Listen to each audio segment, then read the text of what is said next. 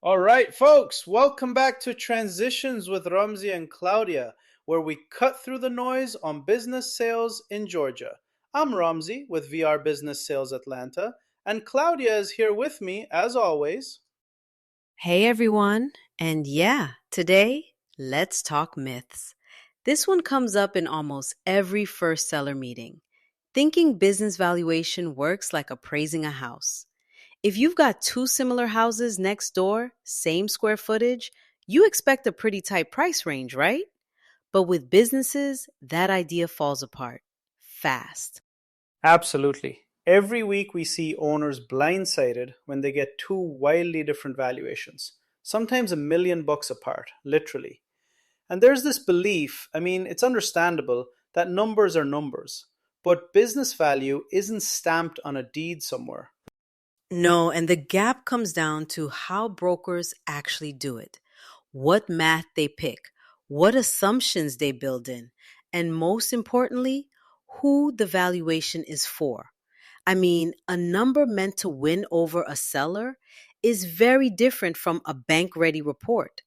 I had an Atlanta owner a few months ago, we'll keep it confidential, sent me two broker reports, one at $4.8 million, dollars, another at a hair over $3.3 million. Dollars. So a difference of about $1.5 million. Dollars. He truly thought it was a typo. Yeah, and the brokers weren't incompetent. They just cooked the books differently, right? They each picked what helped their marketing goal. So, as we discussed back in our episode on Q4 valuations, it isn't just about timing or industry, it's also about who you're asking and why. And you have to know how to spot what's real, what's fluff, and what can actually get through underwriting. If the number looks too good to be true, it probably is. And buyers aren't fooled. They just walk, quietly but quickly. That's where a lot of deals die before anyone even knows it. So let's jump into the numbers, not theory. Just last week, we were seeing landscaping companies get listed up and down Atlanta. So here's a real situation. Business brings in about $3.2 million revenue, 700K SDE. Broker A comes in hot with a $3.5 million asking price. Broker B, more like 1.6 million. That's not a typo, folks. Literally same SDE, same P&L. Yes, so broker A used an EBITDA multiple. Bit aggressive given the company just didn't have the team or systems you really need to justify that. Broker B, they normalized everything, even stripping out owner perks and a couple of big insurance reimbursements.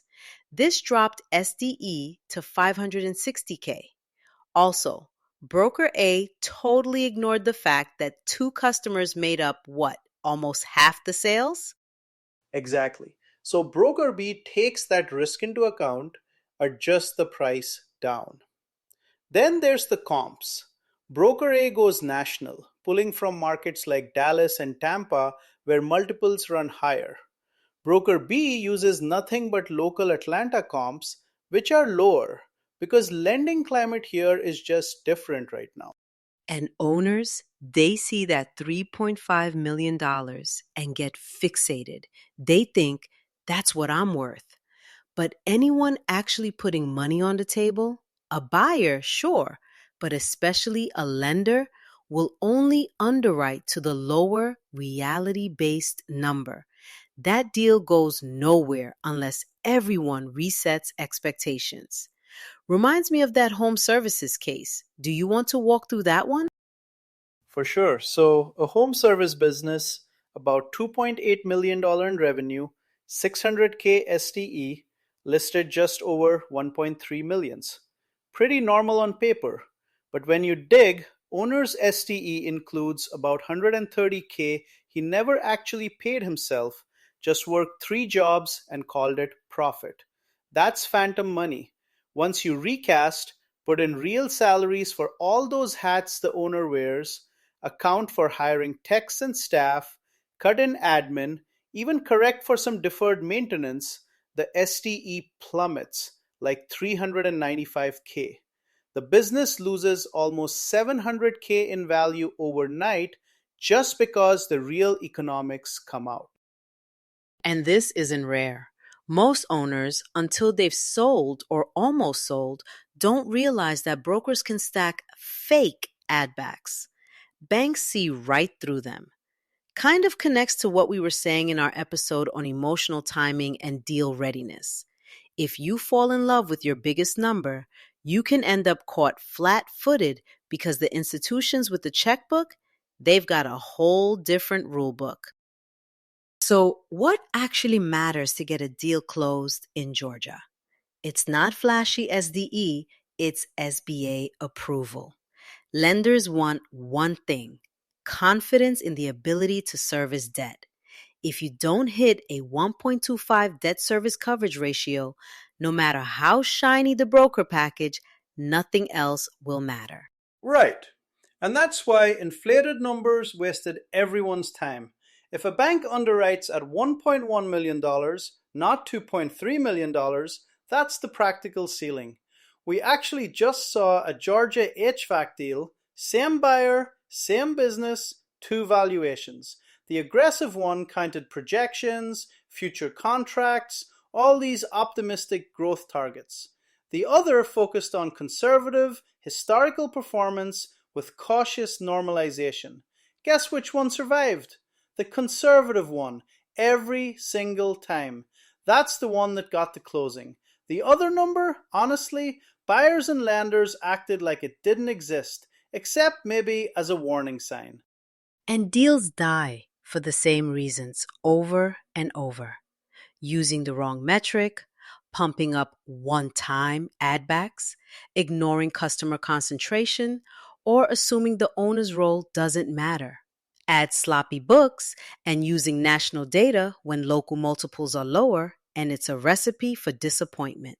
High interest rates right now are only making everything more conservative. Buyers want proof, not pitch. Exactly. I always say nobody pays extra for risk. They want to see risk stripped out, not padded in. That's why our approach puts everything through the gauntlet: full recast, adjustments for reality, real Atlanta comps, DSCR modeling, deal scenarios, risk analysis. We literally backtest against what's selling on the market today, not what we hope sells.